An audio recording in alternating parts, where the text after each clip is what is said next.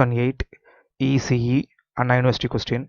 Calculate the power dissipated in 4 ohm resistor. 4 ohm resistorல எவ்வளவு power dissipate ஆகும்னு கேட்குறாங்க. Using super position theorem. So அவங்க மெத்தடை மென்ஷன் பண்ணியாச்சு, சூப்பர் பொசிஷன் தியரம். அப்போ சூப்பர் பொசிஷன் தியரம் அப்படின்னா என்ன? ஒரு நேரத்தில் ஒரு சோர்ஸ் மட்டும்தான் அலோவ் பண்ண முடியும். அப்போ ஸ்டெப் ஒன் என்ன பண்ணலாம்? 24 வோல்ட் சோர்ஸை மட்டும் அலோவ் பண்ணும். 24 volt source is allowed.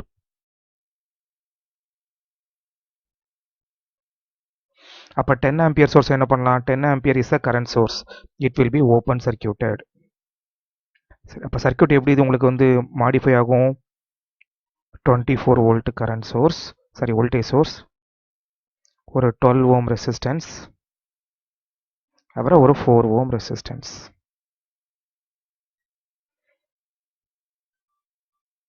நம்ம என்ன பண்ணுறோம்? கரண்ட் சோர்ஸை ஓப்பன் பண்ணிட்டோம். அப்போ கண்டிப்பாக உங்களுக்கு இந்த லெக் வழியாக கரண்ட்டு ஃப்ளோ ஆகாது, இந்த லெக் வழியும் கரண்ட்டு ஃப்ளோ ஆகாது. அப்போ நம்ம கம்ப்ளீட்டாக அந்த ரெண்டு லெக்கையுமே நம்ம இக்னோர் பண்ணிக்கலாம். இப்போ என்ன அர்த்தம்? ஒரு 24 வோல்ட் சோர்ஸ் கூட 12 ஓம் ரெசிஸ்டன்ஸும் 14 ஓம் ரெசிஸ்டன்ஸும் சீரீஸில் கனெக்ட் ஆகிருக்கு.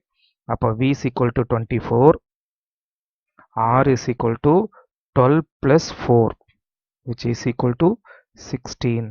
அப்போ இந்த ரெண்டையும் வச்சு I கண்டுபிடிச்சிடலாமா? ஸோ I வேல்யூ என்ன?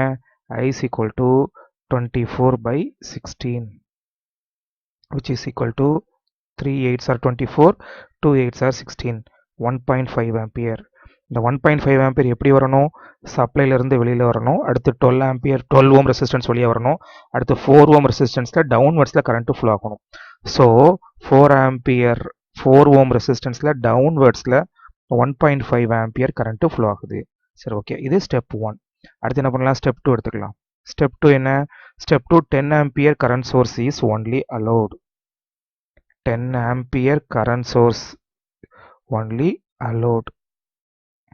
அப்போ மீதி என்ன இருக்குது? 24 வோல்ட் இருக்குது. அப்போ 24 வோல்ட் வோல்டேஜ் சோர்ஸ் என்ன பண்ணணும்? Short circuited. அது ஷார்ட் பண்ணிக்கலாம். ஷார்ட் பண்ண உங்களுக்கு என்ன ஆகும்? 24 வோல்ட் ஷார்ட் பண்ணியாச்சு, ஒரு வயர் வச்சு ஷார்ட் பண்ணியாச்சு. அடுத்து மிச்சம் என்ன இருக்கும்? ஒரு 12 ஓம், அடுத்து ஒரு 4 ஓம் ரெசிஸ்டன்ஸ், அதுக்கப்புறம் பார்த்தீங்கன்னா உங்களுக்கு 10 ampere கரண்ட் சோர்ஸ். சார், இப்போ நமக்கு என்ன வேணும்? இந்த 4 ஓமில் உள்ள பவர் வேணும். அப்போது சப்ளைலேருந்து 10 ampere கரண்ட் வருது, 10 ampere current, 10 ampere current.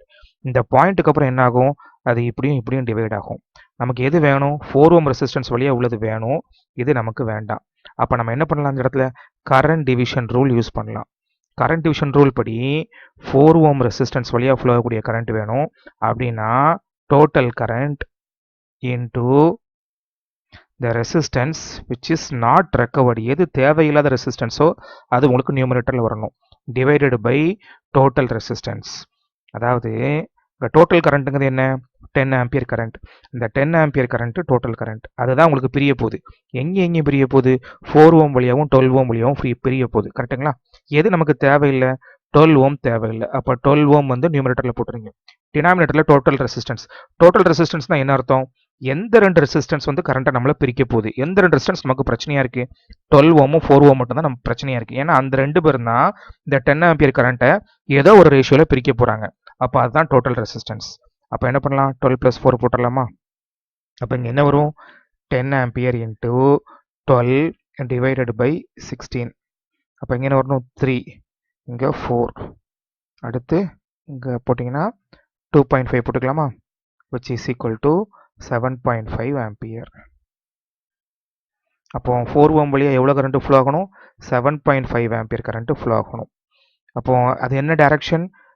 Downward direction. கரெக்டுங்களா? ஏன்னா கரண்ட் சோர்ஸோட டைரக்ஷன் பார்த்தீங்கன்னா அப்படி வந்து உங்களுக்கு இப்படி வரணும், அதுக்கப்புறம் உங்களுக்கு டவுன்வர்ட்ஸ்லையும் லெஃப்ட்வர்ட்ஸ்லையும் உங்களுக்கு பிரியணும். இது நமக்கு தேவையில்லை. அப்போ நம்ம 4 ஓம் மட்டும் எடுத்துக்கலாம். ஏற்கனவே 1.5 amps டவுன்வர்ட்ஸில் ஃப்ளோ ஆகிட்டு இருக்கு. எதனால்? 24 வோல்ட் வோல்டேஜ் சோர்ஸ்னால. இப்போ 10 ampere கரண்ட் சோர்ஸ்னால எவ்வளோ கரண்ட் ஃப்ளோ ஆகிட்டு இருக்கு? 7.5 ampere ஃப்ளோ ஆகிட்டு இருக்கு. அப்போ ரெண்டு கரண்ட்டோட டைரக்ஷனுமே சேம். அப்போ டோட்டல் கரண்ட் எவ்வளவு?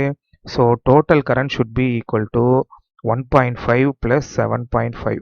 அப்போ 1.5 7.5 கூட்டினீங்கன்னா 9 ampere. சரி, அடுத்து power is equal to I² into R. I² எவ்வளவு? 9². R எவ்வளவு? 4. 9² 81. 81 into 4 which is equal to 324 watts. that is the power dissipated across 4 ohm resistor. So இதான் ஆன்சர். ஆன்சர் என்ன? 324 watts.